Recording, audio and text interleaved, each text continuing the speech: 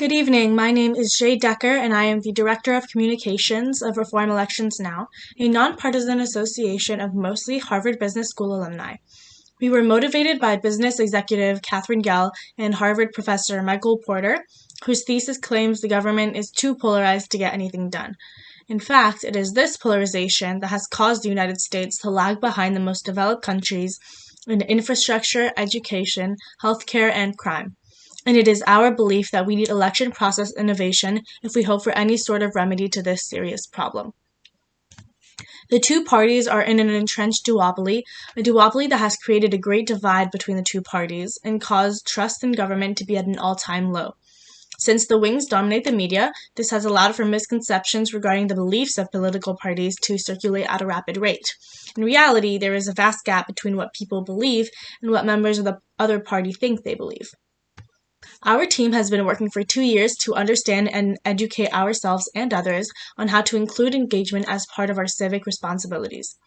Our association is made up of Republicans, Democrats, and Independents, but we work together as a team to seek improvements in American democracy.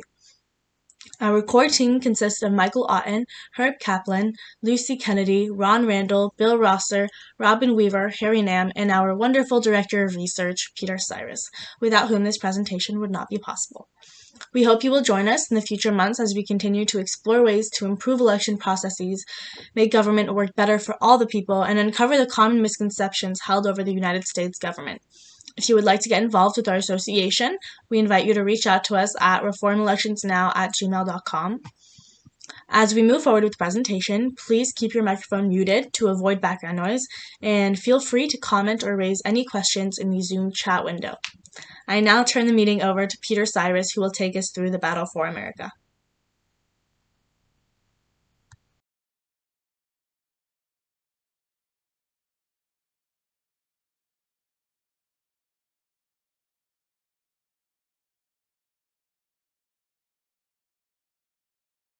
His mic is screen sharing since, hold on a second. Okay. So today we're going to talk about the battle for America. And, if you look at what's going on in recent days with the Supreme Court rulings and January 6th, it sounds like there's a battle between Republicans and Democrats. But in our view, the battle for America is not between Republicans and Democrats. It's between moderates and wings. And right now, the wings are winning in a landslide. Next slide. Now, what do you call a government where 85% of Americans support some form of abortion, but states are passing laws making abortion a crime? What do you call a government where 73% of Americans support allowing Medicare to negotiate drug prices, but drug companies block legislation? What do you call a government where 20% of Americans approve of Congress, but Congress has a 95% reelection rate? Where 2/3 of Americans oppose gerrymandering, which Ronald Reagan called an anti-democratic and un-American scandal, and Barack Obama said allows politicians to pick their voters, not the other way around. And yet every election is more gerrymandered than the last. I am not sure what you call it, but I am sure what you don't call it, a democracy. Next. Peter, can you please announce, or I will announce, that many of your slides are very heavy with text, and you don't have to get through every word because we will happily send everybody a copy of the presentation. We don't have to take notes, but Peter is battling the end of COVID, so he's. Okay, so Herb announced that, and let's go. So, as every third grader knows, the U.S. is a republic, not a democracy. States set their own standard and pass their own laws. But what third graders and even Harvard Business School graduates often fail to realize is that we now have a republic controlled by a minority. In most cases, winning candidates are supported by the most voters from their party, but not from a majority of voters. because the two parties manipulate gerrymandering, primary rules, and money. Most elections are not competitive. Both parties nominate candidates loyal to their bases. The winner tends to be a wing candidate of the party in control. As a result, politicians often pass laws or appoint justices, thank you, who appeal to a narrow wing of the party in control while the majority of voters are shut out. Next. Now, let's look at Florida, where the minority rules. Florida passed a law banning abortions after 15 weeks. Polls showed 57% of voters disapproved of the new law, while only 34% approved it. So how did legislatures pass a bill opposed by a substantial majority of voters? And the answer is, in Florida, as in most states, the election system favors the wings. 27% of the citizens of Florida are independents. They're banned from Florida, banned from primaries, enabling the parties to nominate wing candidates. Former felons, which are 5%, are barred from voting in all elections. So when you take out the independents from the primaries and the felon, if you included independents in the primaries, a moderate Democrat would have opposed Ron DeSantis instead of a more progressive Democrat. She would have likely won. And since DeSantis only won by 32,000 votes, if you had 775,000 former felons, DeSantis would have lost the election. Gerrymandering for legislative seats results in the elections of wings as opposed to moderate officials. The media inundates voters with misleading information. So with clear winners determined by the party in control, big money can target its resources. Now, with a governor who would not have been elected, representatives elected by their wings, and targeted money, it was easy for Florida to pass a law opposed by most voters. Next.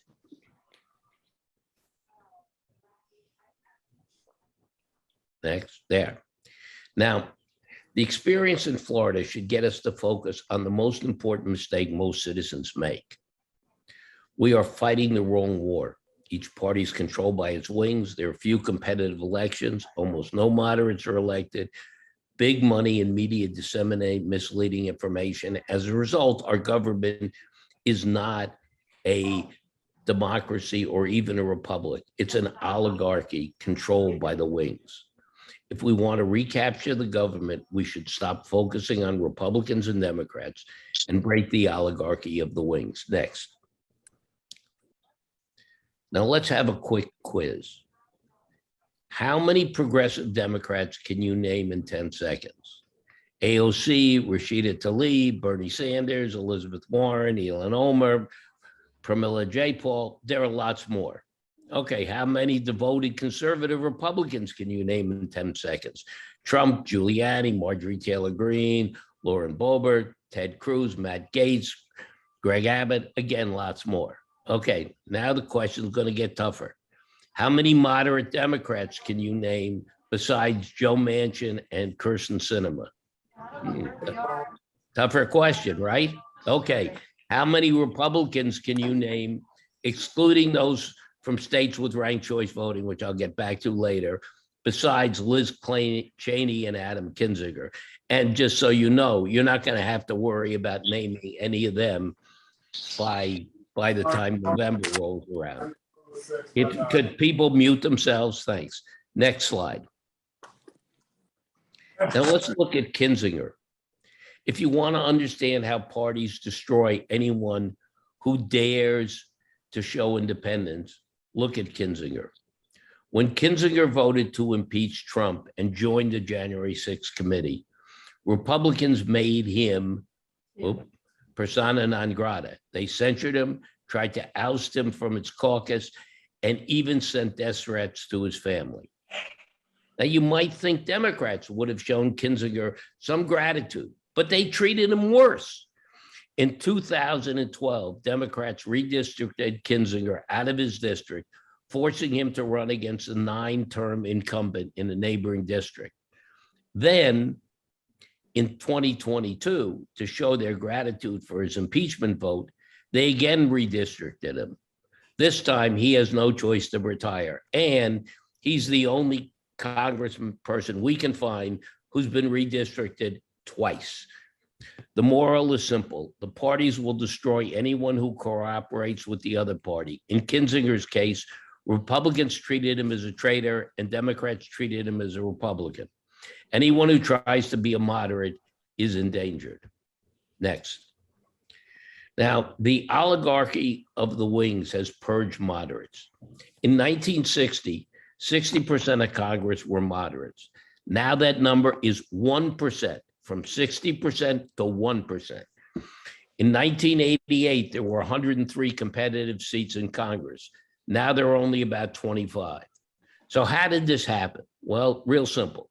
The wings gerrymandered to protect their base and get rid of their own moderates, created safe districts so there are few competitive elections, primaried anyone who cooperated with the other side into retirement, set primary rules to deprive independents of the right to vote, created sore loser laws to punish moderates, supported specialized media that carried their message, and attracted money from lobbyists by creating one-sided elections. Next. Okay, one more question. How many of you said, my party, I see a note, what is a sore loser law, Mary? Don't worry, we'll get to that. One more question. How many of you have said, my party really doesn't represent me? Yet when something happens, you blame it on the idiots in the other party. If you are like most people, you hate the other party and think its members are crazy or worse. Maybe the reason you think your party does not represent you is it doesn't. Maybe you are one of the 50 plus of this country who is really some form of moderate. Maybe your party has suckered you into fighting against the other when the real fight should be against the wing of your own party. Maybe you are fighting the wrong war. If you are a moderate and want to fix the system, your first task should be to break the oligarchy, it should be oligopoly, sorry, of the wings and the duopoly of the two parties. Next. Now, George Washington warned of the threat. This is his part of his farewell address. Quote, I warn you in the most solemn manner against the baneful effects of the spirit of party. The alternate domination of one faction over another, sharpened by the spirit of revenge, serves always to enfeeble public administration, agitates the community with ill-founded jealousies and false alarms, kindles the animosity of one part against another, foments riot insurrection, and opens the door to foreign influence and corruption. Next. That's exactly what we have today. Now, Washington looks pretty prescient today. Our country is badly divided. The US has become increasingly polarized. 90% say America is more divided than any point in their lifetimes. The proportion holding very negative views of their opponents has doubled in the past 20 years. 40% of Americans say they've lost faith in American democracy. And over the past 62 years, Americans' trust in government has plummeted from 77% to 20%. How do we fix this and restore the moderate majority some positions of authority? Next. If we want to bring the country together and end the oligarchy of the wings, we should learn to better understand each other, find areas of agreement between the two parties that can lead to positive legislation, and change the election systems that benefit the wings at the expense of the moderates. Now, the first step is to understand each other and limit the misperceptions that divide us. Next. Oh, Emily is in. Now, both parties hate each other. 89% of Democrats have an unfavorable view of Republicans. 91% of Republicans have an unfavorable view of Democrats. I'd say that's pretty close tie. Next. When you ask members of each party what they think of the other party, 3 words come to mind: brainwashed, hateful, and racist. Next.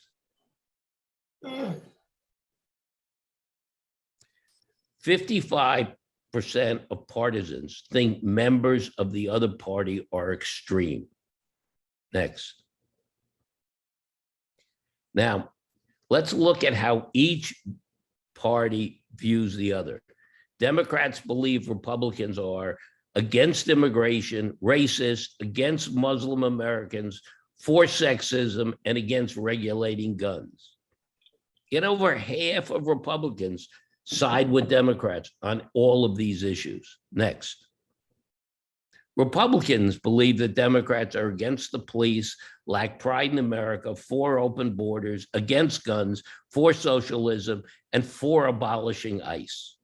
Yet 82% of Democrats support the police, 85% are proud Americans, and over 50% have the same view as Republicans. Next. So where does this misperception come from? Well, it comes pretty much from the wings of both parties. If you look at the wings, which are shown as progressive activists and devoted conservatives, they have misperception rates way into the 30s. And if you look at the politically disengaged in the middle, they're down around 10%. As you move closer to the center, the level of misperception declines. Now let's consider what factors correlate with the highest misperception. And the answers may surprise you. They did me. Next. Okay. With more education equals more misperceptions. That surprised me. With Democrats, the higher level of education, the higher level of misperceptions. With Republicans, those who did not graduate from high school have the highest perception gap, but post-grads come in second. Why should people with the highest education have the most incorrect view of their opponents? Next. Now, the news, the more people follow the news, the less they know. The pattern is even more surprising with people in the news. Those who followed the news most closely had a perception gap of 28%. Those who said they knew nothing had a perception gap of 8%. There was a direct correlation between the amount of time people followed the news and their misperceptions. Now, why should people who are the most informed and involved be the most incorrect? Next. Well, most media makes people more partisan. If we look at this list, you see there's only two that make people less partisan. The network news, and then none of the above. I try to watch none of the above. But if you look at sources like the Drudge Report, talk programs like Limbaugh and Sean Hannity, I know Limbaugh is dead, so he's not on the radio anymore, but this study was done a couple of years ago. Slate Feed Buzz, things like that. Even major newspapers like the Times and the Post, people who focus on this have higher perception gaps. Next. Now, there's a really easy solution, and I'm sure you're all going to agree with this. Since the people with the most education, who followed politics the most closely and focused on partisan sources, have the most inaccurate understanding of the other side, a good solution would be for people to drop out of graduate school, stop reading national newspapers, and stop watching cable television. So that's going to be our major recommendation. But some of my partners have told me there are probably more effective ways of dealing with this problem, and we didn't want to piss off all the graduate schools. So let's go to the next slide. Now, perception is not reality. Despite the misperceptions, both parties are much less extreme than the other believes. While Democrats and Republicans think 55% of the other party are extremists, according to the perception gap study, only 34% of Republicans and 29% of Democrats hold extreme views. In other words, a minority, not a majority of both parties hold extreme views. This should make it possible for the parties to work again together. Thus, the first step in restoring moderation is for each side to try to understand the other rather than getting sucked in by the oligarchy of the wings. Next. Now, I find these next two slides quite interesting. Look at what happens when each side exposes itself to the media of the other or neutral media. When Democrats listen to talk radio like Hannity or religious radio or Fox Network or the network news, their perception gap declines dramatically. Next. The same kind of pattern shows up with the Republicans, with CNN, none of the above, again, one of my favorites, or the network news. The more people expose themselves to the other side, the less their perception gap. Next. So the first step is try to understand the other side. The second step is to get the two parties to pass bipartisan legislation. The parties act as if they disagree on everything, but there is a broad agreement on many issues. Instead of introducing omnibus legislation that few understand, only partisan support, and are ideal for big money to suppress issues they do not like, why can't our legislators introduce legislation that can achieve broad bipartisan support? Next. So let's look at a few issues.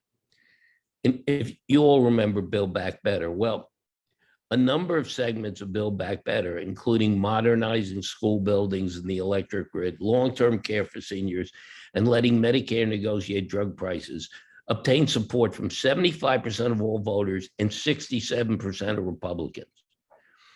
When Louisiana was blacked out from a hurricane last year, would the two Republican senators have opposed modernizing the electric grid? How many senators would have risked opposing lower drug prices? When a bill is specific and well explained, it is much harder for big money to influence politicians to ditch it. So if large majorities of both parties supported these issues, why couldn't they be passed? Next.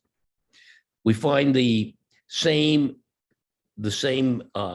results on taxation and election laws. 65% of people and over half of Republicans support making the wealthiest 2% pay more and increasing the capital gains tax. Voting laws, a wedge between parties, have common support, with 82% favoring voting machines printing a paper backup, 78% favor providing 2 weeks of early voting, and 76% favor requiring people to show a government-sponsored ID. So the question is, why couldn't we just pass some of these really simple laws? Next. And the answer is the laws cannot be passed because it's not the majority of the party, but rather the majority of the wings. 66% of Republicans may support modernizing school buildings, but if the wings don't go along, nothing happens. The majority of Republicans and Democrats can agree on many issues, but it's the wings that block their enactment. We need to get the majority of both parties to stand up to their wings and work together. Next. Now, the third answer is we have to change election rules. If we want to liberate our country from control by the wings and increase bipartisanship, we need to change election rules. As I noted before, 56% of voters consider themselves moderates, yet moderates only have 1% in Congress. The number of swing districts have dropped from 103 to 25. And with gerrymandering, closed primaries, sore loser laws, and other election systems, the party guarantee their bases win, moderates lose, and our country remains divided. Next. The first step in limiting the wings is to get rid of gerrymandering. By drawing election districts, the controlling party protects its incumbents and guarantees its party the most seats by packing the other into highly concentrated districts. With only packed and safe districts, few final elections are competitive. Most are determined in the primary, which means the party, not the general electorate, selects the winning candidate. The parties tend to choose candidates that appeal to their bases while moderates are shut out. The easiest way to stop gerrymandering is to take the drawing of election districts out of the hands of politicians and give it to independent commissions. Next. Competition is further limited because the parties set the rules of the primaries, usually the deciding election. Many states have closed primaries, like we talked about in Florida, that bar independents, often the largest voting group, from voting. Many states have other restrictions limiting independent and supporting the bases. Moderates may make up 40%. Let's say there's an election. In a particular party, moderates could be 40% of the Democrats, but the wings still have 60%. Moderates could be 40% of the Republicans, but the wings still have 60%. But moderates could be 40% of the total. Independents could be 40% of the total. What that means is moderates are 60% of the total voters, but they've got no chance to vote. In a district, moderates in a district, this means in a district moderates in which moderates are in the majority, there are likely to be two extreme candidates, the winner being the candidate from the dominant party. So with control of the primary process, the two parties can act against candidates who want to cooperate with the other side, and can keep moderates in line through their fears of being primaried. Next. By opening primaries to all voters, the chances of electing moderate candidates are enhanced. I mentioned Oregon. In Oregon, 40% of the voters are non-affiliated.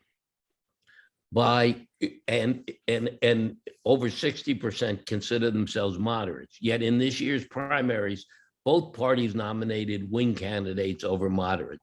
If we had allowed independents to vote, the results would have been different. Independents should not be disenfranchised from our elections. Next. States should also adopt new election systems such as top two nonpartisan primaries. In the top two primary, everybody can vote, and the top two candidates, regardless of party, advance to the final. To win, candidates need to secure the votes of their own party, as well as those of independents and members of the other party. This has led to elections that are more moderate and bipartisan than would have been the case in a typical two-party election. California has shown a 300% increase in approval for state government after adopting top two. Nebraska ranks number 3 in approval for state government. Louisiana, a red state, elected Democrats as 3 of the last 5 governors. And in Washington state, 2 of the 3 Republicans in Congress voted to impeach Trump. Now, what's unique about that is almost everybody else who voted to impeach Trump have either been retired or primaried out. These candidates have a good chance of winning because their voter base is Republicans, independents, and Democrats.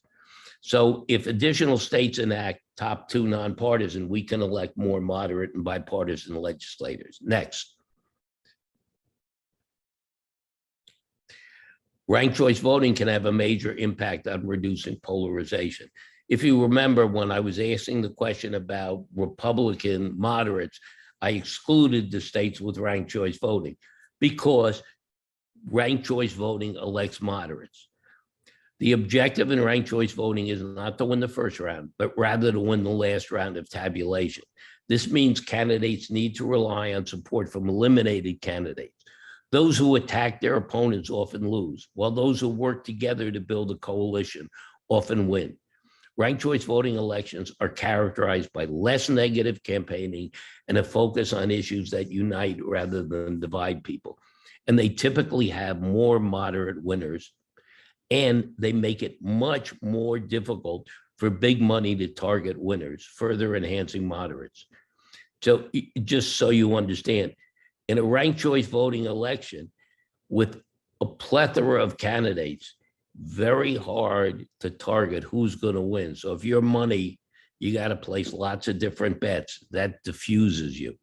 If we can minimize gerrymandering, opening primaries, and adopt voting systems like top two and ranked choice voting, we can elect more moderates, limit the power of the wings, and bring our country back together. Next.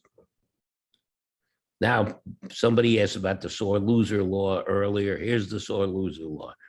So to make moderates toe the line, parties in 46 different states have enacted sore loser laws. What a sore loser law says is a candidate who runs in a primary and loses cannot run in the general election either as an independent or a nominee of another party. So to avoid a loss in the primary, candidates often cater their positions to their bases. In 2010, in Delaware, Mike Castle, very popular former governor, was defeated in the Republican primary by a Tea Party candidate. Polls showed Castle would have easily won a three-way race, but the sore loser law prevented him from running.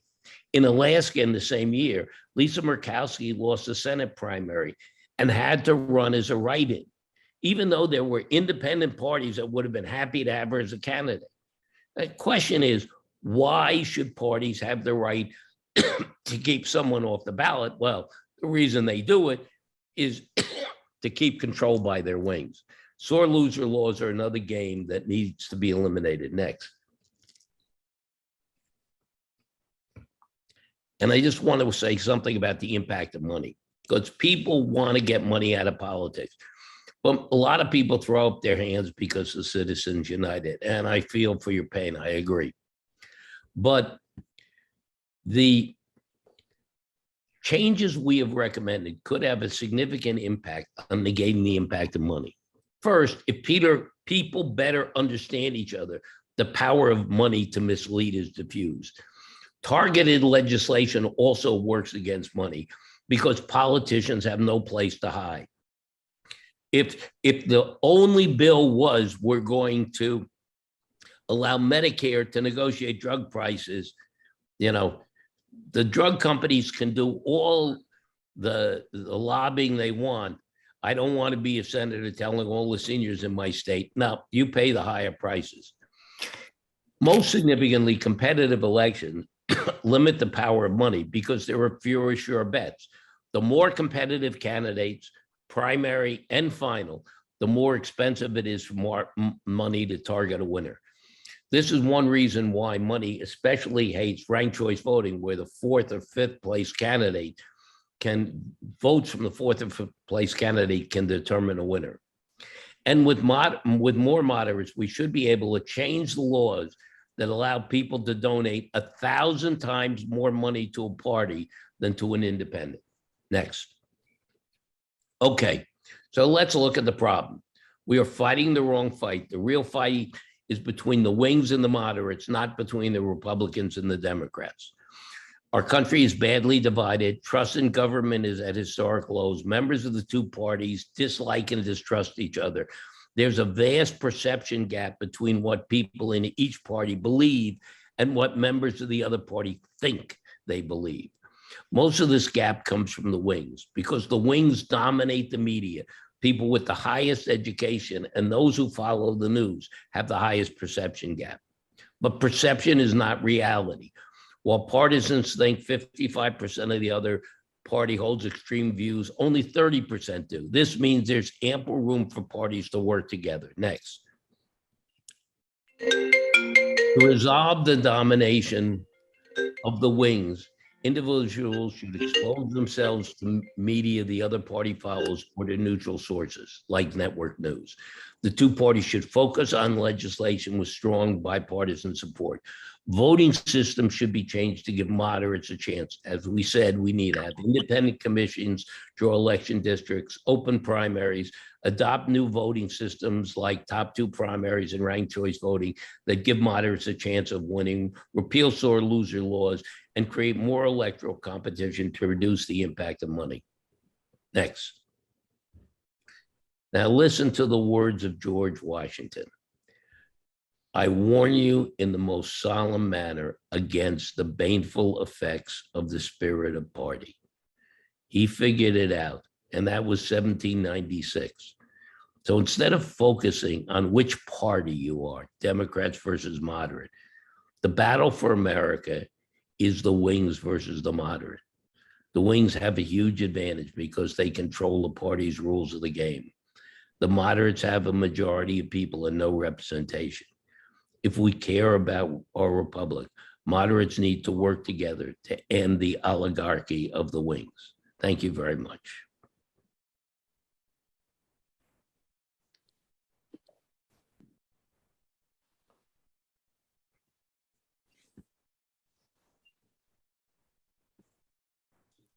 Thank you, Peter, for those insights. And we'd like to now open it up for questions and comments. We have over 50 people on this call right now.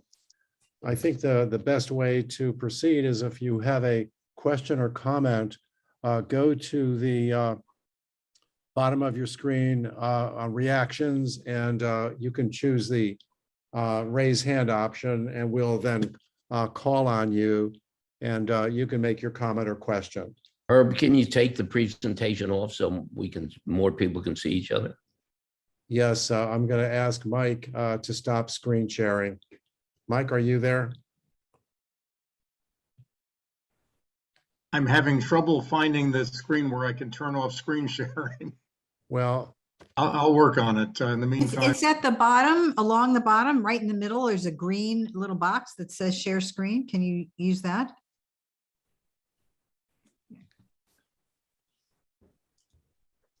You might try the top. the top, I think you get a green bar that says, there we go. There we go. Okay. So now if you would like to make a comment or ask a question, raise your hand and we'll get to you. You know, Peter, while waiting for some hands to raise, the solutions, if I can call it that you've suggested, give us an idea of time frame, because everything is in a state-by-state basis. If these are good ideas, you know, looking at the political dynamic right now, how long is it going to take, even optimistically, to really have enough change to make a difference? Well, some things can happen very quickly. You can, if you turn on Fox, then that you can do that in an instant. And you know, and it's really interesting when you see this complete misunderstanding that each party has of the other. And the funny thing is that in a lot of cases, you know, the people on both sides are feeling the same amount of pain. They may be expressing it in different ways. The second subject we talked about is the parties passing laws that everybody, both sides can agree on. You know, I don't know. I mean, obviously Build Back Better isn't going to pass, but if tomorrow somebody came with a law that said we're going to allow Medicare to negotiate drug prices, I'm willing to bet that law would pass very quickly. So, and once you start to see things happening, you're moving in the right direction. As far as election laws are concerned, that may take longer. I mean, gerrymandering won't happen for another 10 years. Having said that, more and more cities are putting in ranked choice voting. And probably the most interesting election in American history is going to occur in the next few weeks, in the reasonably near future in Alaska before November. Because in Alaska, you have two fascinating elections. You have the first election, which originally had 64 candidates for Congress, including Sarah Palin.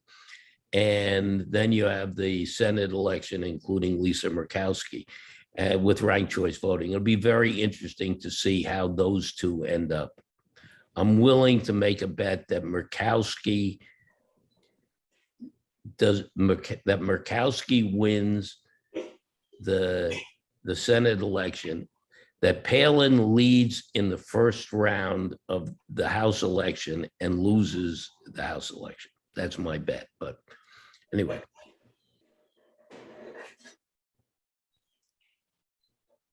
We do have some hands up now. I would ask first, I think Mary Falvey. Thank you. Okay, so I'm unmuted. Yes, I've heard from the time that Porter and Gail brought out their report. It's been probably 5 years. Yep. And a lot of us have been enthusiastic and looking for ways to make a difference. And it's slow going. And I'm from California, and we have made some progress.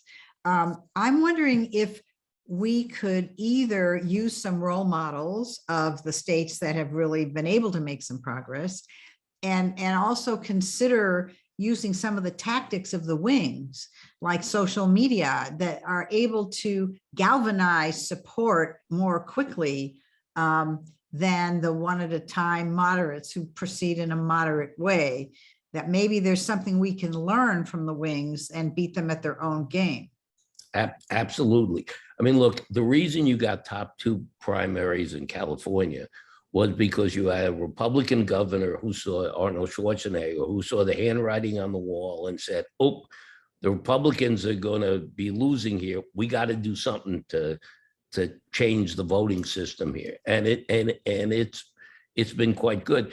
The moderates are, especially the Democrats, are the absolute worst at explaining anything. Yeah. I mean, if anybody can tell me what's in Build Back Better or the John Lewis or, you know, the voting rights, whatever, you are right. The people on the wings have figured out how to use social media, how to push buttons, and you know, and that's why you end up in a situation where the people who are the most educated and the people who follow the news the most closely are the most wrong. And that's why moderates have to get together and start focusing on that. You're completely right. I see Dan Taurasi has his hand up as well. Yes. So Peter, what could I do? You know me, you know, people on this call. I mean, there's the macro view. I agree with a lot of everything that was presented and said. What are you asking for? I'm not expecting this presentation to end with write a check to so-and-so. What do you want? And what we want is people to get involved. You know, I mean, we think, and I think Mary made a really interesting comment, which is, you know, the minute you think that, oh, you know, hey, my team is 100% in the right and everybody's going to recognize that. And then you just sit back and let, you know, let the wings on the other side pass laws that's, you know, that say, you know, and again, I'm not taking a side on it, but pass laws that say any woman who, you know, who has a miscarriage can be thrown in jail for 20 years. That's not a majority opinion. But what's happening is that we're basically, if you turn on the news, you know, what you're hearing is only, and whether it's Fox or MSNBC, you know, you're hearing Marjorie Taylor Greene or AOC, and moderates are not speaking up. Peter, I'm not disputing really anything or a majority of what you said. I would like to get involved. It was just so ironic that I had a conversation with a good colleague earlier today, and I used the word it's hopeless. And he said it isn't. But for my children or my grandchildren, some days I feel it's hopeless for what they're inheriting. So I want to make a difference in a way, somehow, some way. So is this organization, is the Harvard grads, what Jade presented, is there more to get involved in? Yes, we're anybody who wants to work, we take no money, but anybody who wants to work with us, we're looking for volunteers to build out our organization. But Peter, But do you have a, Can I try to get more direct on that? Yes. And I think it sort of builds on Mary's point. When you go back and look at this problem and you start recognizing the duopoly or oligopoly, which is a better description of it even, there are solutions. They take time to implement. Right. And one of the things that, as Mary was saying, that same group, Gale and Porter recommended Final Five as a more idealized solution that ought to work. And the problem is that people don't get those quickly. The top four that Peter mentioned in Alaska is the first example of that being used at a state level in all state elections. And it is interesting, that election in August is going to be the first of that kind. There's ranked choice voting that got implemented for the first time in a state level in Maine. These are gradual. And I do remember one of the lessons I learned from Professor David Moss was that election reform does happen over many years. Things like the initiatives and referenda initiative that occurred from 1880 to 1920. It took 40 years to get 26 states doing it. Well, I don't think we'll need as long in the current environment because, frankly, social media and technology allows communication a lot faster. I would qualify one of the statements Peter made where he said, go turn on Fox News if you're from the liberal side, or turn on CNN if you're more on the conservative side. But if you do that, don't just listen to the entertainers at the end. Listen to Fox News at 6 p.m. That's where you're going to hear more balanced view. Look at things. I mean, the Wall Street Journal and the New York Times represent somewhat leaning left or leaning right. Those are, if you read both of them, you're going to get something in the way of a better understanding. Look at what is being changed or what can be changed. One of the things that disturbs me about the January 6th proceedings is they seem to be more interested in punishing people for past performance. And there was only the one Thursday was the only day that they really focused on what can be done to remove or greatly reduce the risk of 2024 being worse than 2020. And the Electoral Count Act rewrite is on the congressional desk. The Senate has a draft resolution. It's being worked on by a bipartisan committee of 15 senators.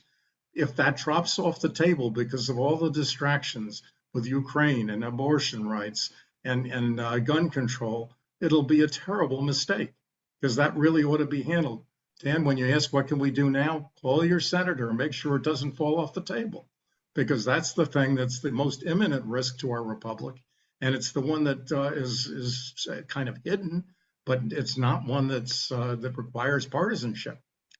Many people are willing to do something about it, but they've got to actually negotiate a reform bill, and they have to pass it, and better to pass it now before the governorships are decided in the November election, and one party realizes they have an advantage by not changing it, and that's not desirable. So right now is the time to do it. Call your senator. The other actions will take more time.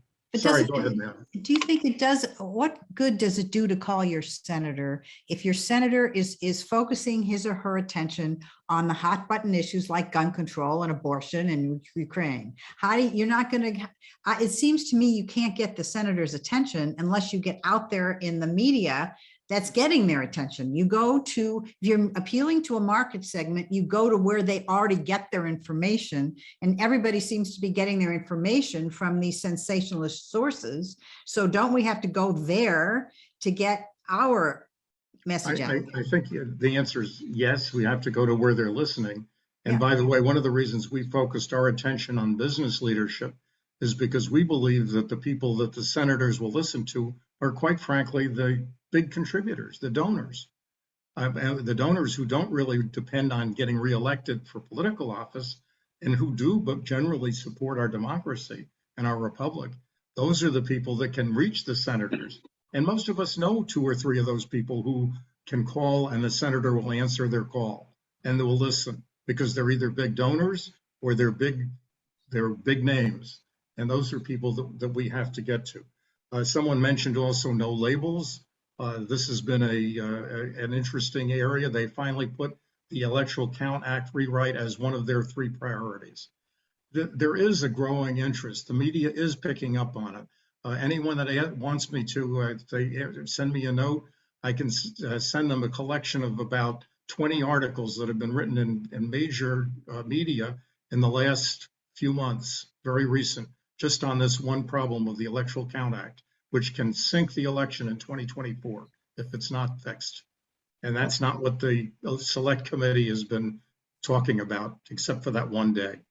Well, I think in all fairness to the hearings, they have a specific purpose. Right. And that's to really diagnose what happens in a way that action can be taken to hold accountable people who did things that are outside the law and provide a deterrent. And I don't think that their mission should be clouded by anything else. They should get it done so we can move on. Yeah, But but shouldn't that mission, that excuse me, focus Mike. should be, I'm sorry, Peter, go ahead. Shouldn't we also have a commission or somebody working on making sure that a situation where a third of one party thinks the election was stolen doesn't occur again? I actually gave a series of presentations in 2000, way before the election, saying that the election would be disputed and saying that that there would be, actually, I said there were going to be 5 different people claiming the presidency. But the point I'm making is that there are rules there are election laws that date from 1845 that are badly written, and that holes have to be plugged. And if they're not plugged, we're going to end up with a real disputed election. Let me just say that Tom Gross had his hand up before. I'm not sure. But he's from Austria. Why do you want to let somebody from Austria ask a question? I mean, you know. Well, I'd like to offer you a little bit of Sachertorte to open this. No, what I was thinking about is I really appreciated the framework you put out there, Peter, and your colleagues, and it really rings true. And it's a great way to reframe the situation, which is so perpetually framed as a polarity, but you've correctly analyzed and made it very persuasive that it's the moderates that are not organized, have no financing, have no political party, have a lot of good intentions, and dominate the population of the United States while we're experiencing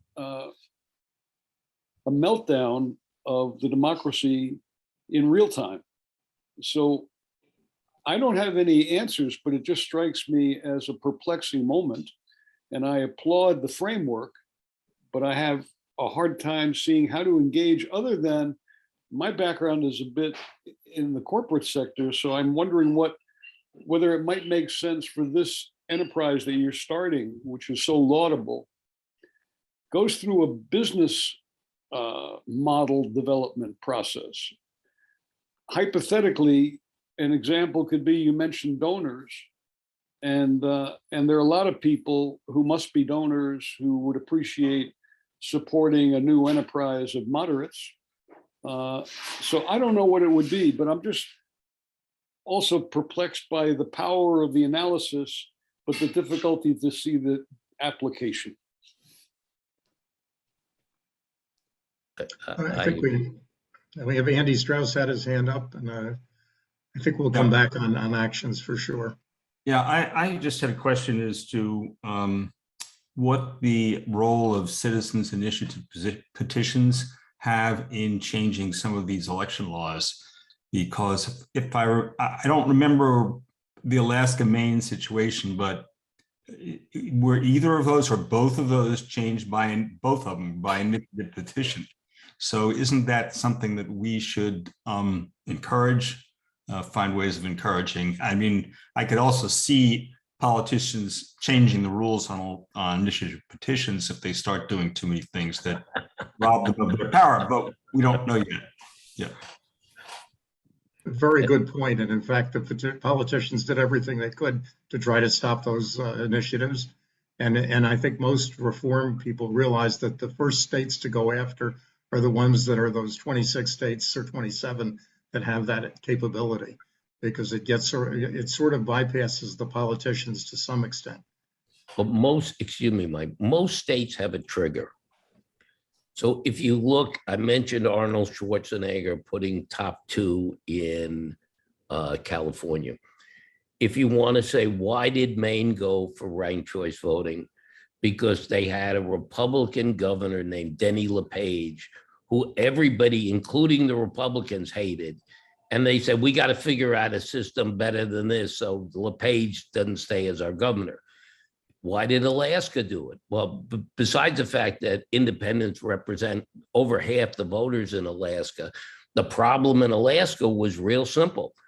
Again, I mentioned it before, Lisa Murkowski lost in a primary, and then because of the sore loser laws, she had to run as a write-in.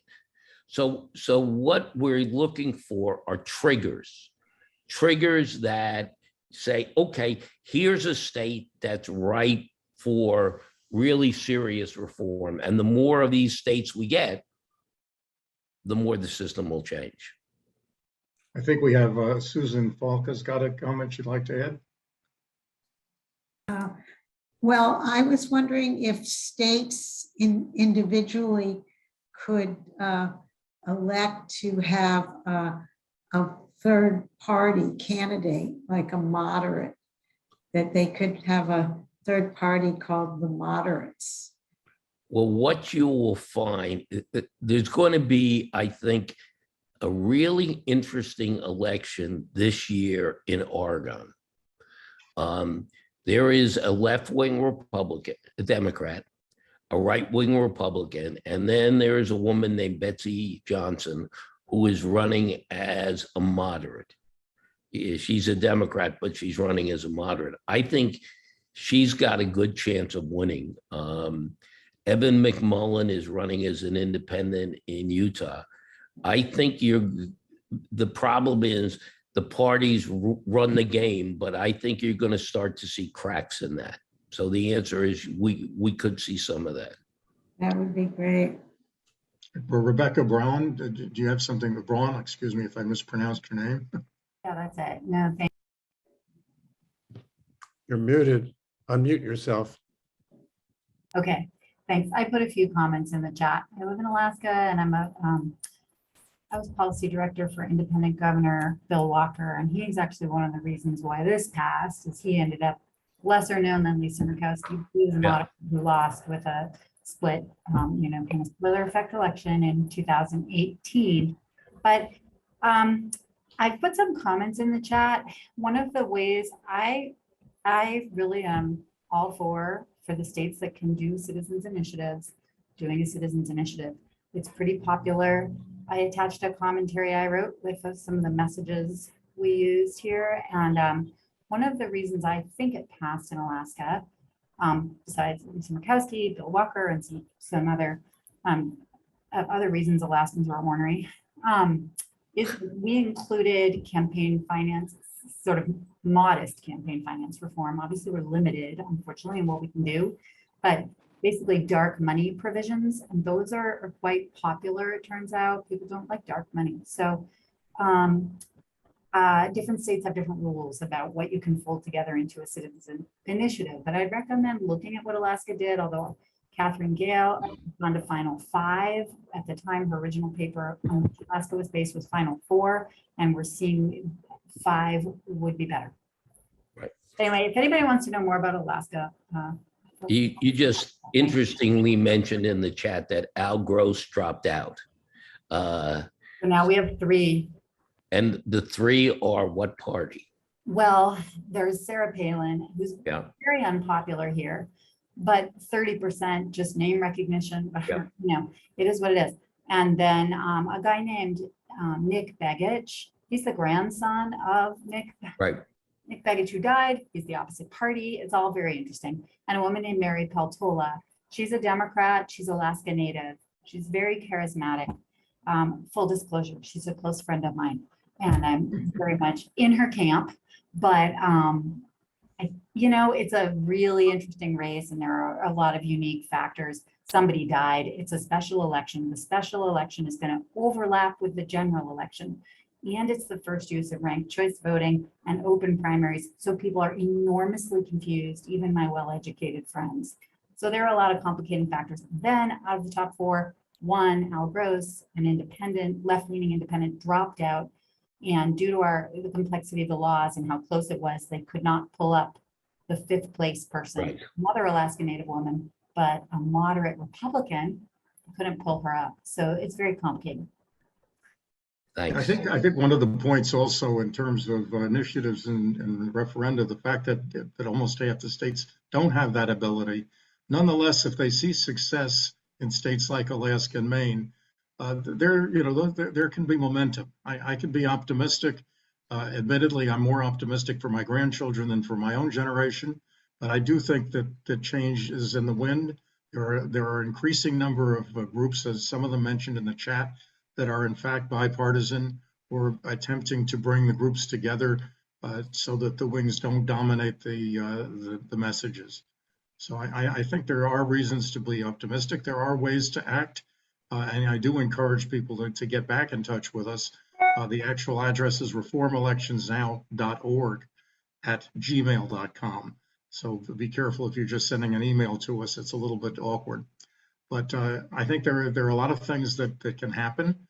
We believe that one of our other groups that we supported is a task force of academics that presented back on June 9th. And you can also look on our website and listen to their explanation of what their task force of 40 notable election experts are looking at what kinds of things can be done. And campaign financing is one of the key areas. Gerrymandering is a second. And the other two are primaries and presidential selection process. So there's work going on by the academics that is research informed, fact based, not based on trying to sell just one proposal, but trying to look at the fact that almost any way of doing it has got pros and cons. There is no perfect solution, but there are certainly ways we can greatly improve what we've got. But certainly letting the wings of the two parties run the show is not going to result in a better democracy. So Mike, I'd like to just respond to the last note that Rebecca sent, because we haven't talked about the Supreme Court, but Rebecca sent a note that mentioned that the Federalists took 40 years to politicize the Supreme Court.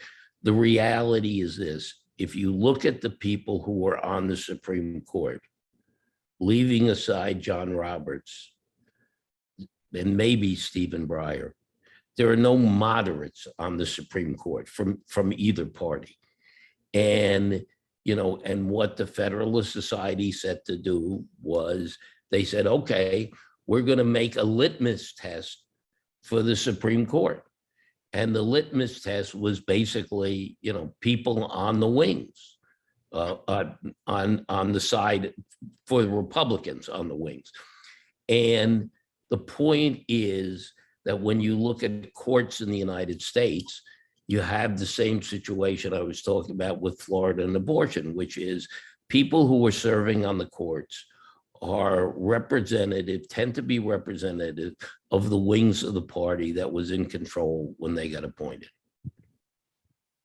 By the way, there's a good report that has been produced by a presidential commission of 35 scholars on what are the options for the Supreme Court, what different things could be done, what are the pros and cons, and how would it work.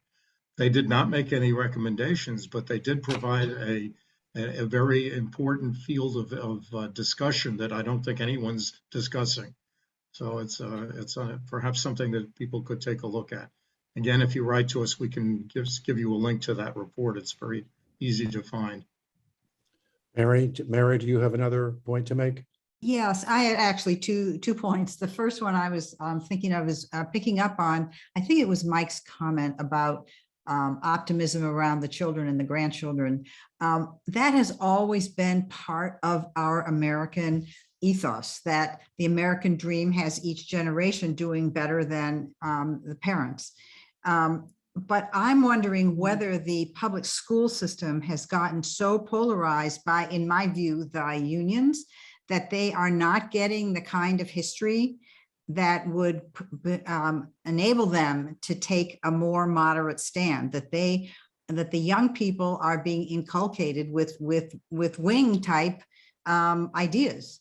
And so for the first time, I'm really concerned that the young people aren't being prepared to take the role that we need them to take if they're going to, with time, help solve some of these problems.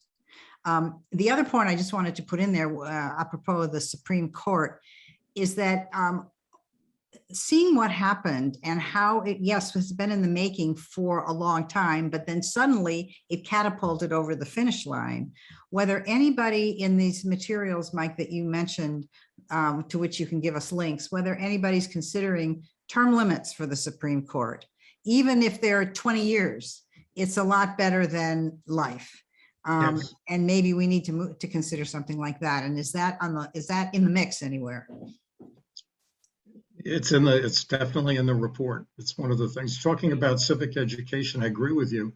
And it shouldn't be so much unfortunately, again, the wings have managed to make it into a discussion of critical race theory rather than what really should be discussed, which is, do people understand how important primary elections are? And even what the Constitution is. I mean, I was on the board of an organization, the Williamsburg Charter Foundation, and it was celebrating the 200th anniversary of the approval of the Constitution. This was in 1989. And there was a Gallup survey of public school students about how much they knew about the freedom of religion clauses in the First Amendment. Nobody knew anything. So I think it's been a while since our children have been educated about even what the Constitution is and how it works. But it's not just the children. When I look at the data, the research, where the people say, you know, I gave some of this data right at the beginning. Do you think your children will be more successful than you? 30, 40 years ago, it was like 80% said yes. Now 20% is saying yes. I mean, the reality is that people think that because people have lost confidence in our government, people have lost confidence in the future of our country. And these are the things, to me, that, you know, that we have to find a new way of telling the story of the United States and of getting people to work together so people can regain faith in the future of this country. Susan, I think you have another comment. Yes, I don't understand how Obama could not get a Supreme Court appointee 6 months before his term was ending, and Trump was able to appoint Amy Coney Barrett 3 weeks before his term was ending. And I don't understand how on something as important as a Supreme Court appointee, there wouldn't be a very specific time that, you know, that a president's power would be cut off. Why was that determined by Mitch McConnell?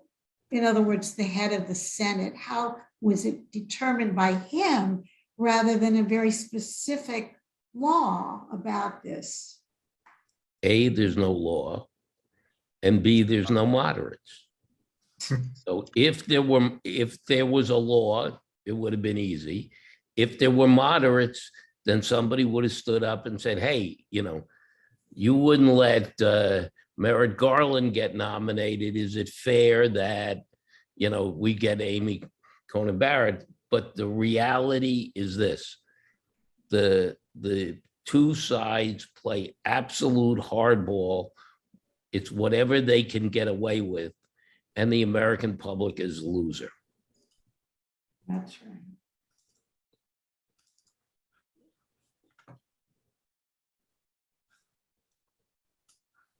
You know, it's 6:45. We've had a good presentation, excellent presentation and spirited discussion. I'm wondering whether we should wrap this up now. And I guess, can we say that we'll send everybody a copy of the slides, because they were pretty dense and a lot of information in there. So we'll do that. Mike, do you have any other parting comments? Well, I would like to follow up on the frustration that many of us have felt, which is, what can we do about it? What do we do? First thing is we don't just walk away from it. I think we have to recognize that this is important for the Republic to survive, that there are things that are more immediate that can be done that relate to things like the Electoral Count Act and rewriting it. And signing petitions isn't usually the way to get these things across. But making phone calls does help. And the congressional staff, they do have staffs that listen. And I think we could provide, for example, a link to how do you reach this, the Senate office? How do you reach the senator? How do you reach the staff? There are ways to do that by both email and phone calls. And they do add up the numbers, and I think they do pay some attention to that. But coming back to the leverage of the people who can reach them by phone or by other means, the big donors, the people traditionally who've been strong in the party, but are still basically believe that the American system is worth surviving.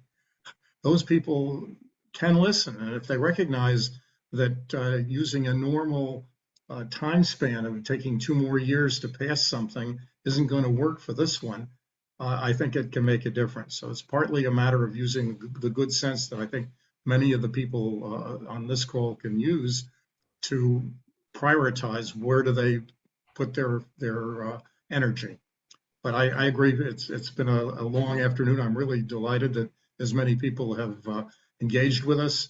I would encourage you to keep engaging. We continue to look for ways to be more productive, and I hope we shall succeed. By the way, there is a Civic Education Act in front of Congress now as well, in terms of funding, but that doesn't change or solve the basic question: is what are they learning?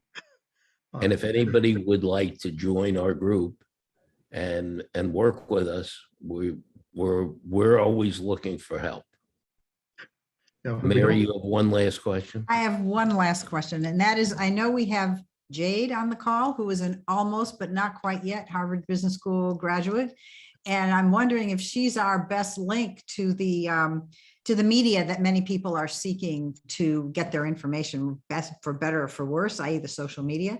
And I'm wondering whether it makes sense, Mike and Jade or who and Peter, to have a project or something to galvanize a moderate versus the wings PR effort, to put this out there on the social media and try to get some traction, and use our networks, our LinkedIn or whatever we all have, because you can't do it too soon, because it's not an instant thing. But if you don't start, you're never going to get there.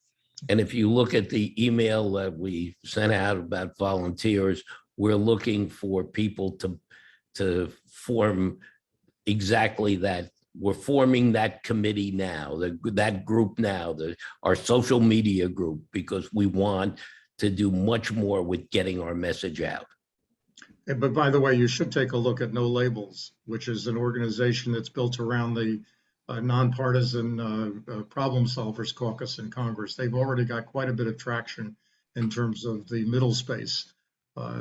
As I said, they've only, sometimes they're a little bit too focused on individuals. And at one point they were actually supporting independents or moderate people running for office. So I think they're a little too partisan, or I shouldn't say partisan, they're too candidate oriented. We're more education oriented. Well, they're accepted also. They're accepting the old model. What you all have been saying is that we're fighting the wrong war. We're thinking of it in the wrong way. And we have to think of the new model, which is the moderates against the wings. But supporting independence when you don't have ranked choice voting means that you end up with spoilers. And that's not the right strategy in the current system we've got. Agreed. Yeah. Okay, well, I think it's been a great call, and I really appreciate everyone hanging in as long as they did. And I'm sure we'll have a recording of this available that you can refer friends to. We'll also have the presentation on our website as well as providing it to any of the people that were on the call. Herb's going to take care of that. Anything else? Any other final comments from anyone? I would just say that if any of you are not on our email list, go to Reform Elections Now, and I think there's a subscriber link, and you'll get on our list to be sure that you hear of our near monthly events. And we've never used the word donate in any of our mailings so far. Thank you, everyone, and have a good night and a great summer. Thank you. Yes, thank you. Thank you all. Yeah.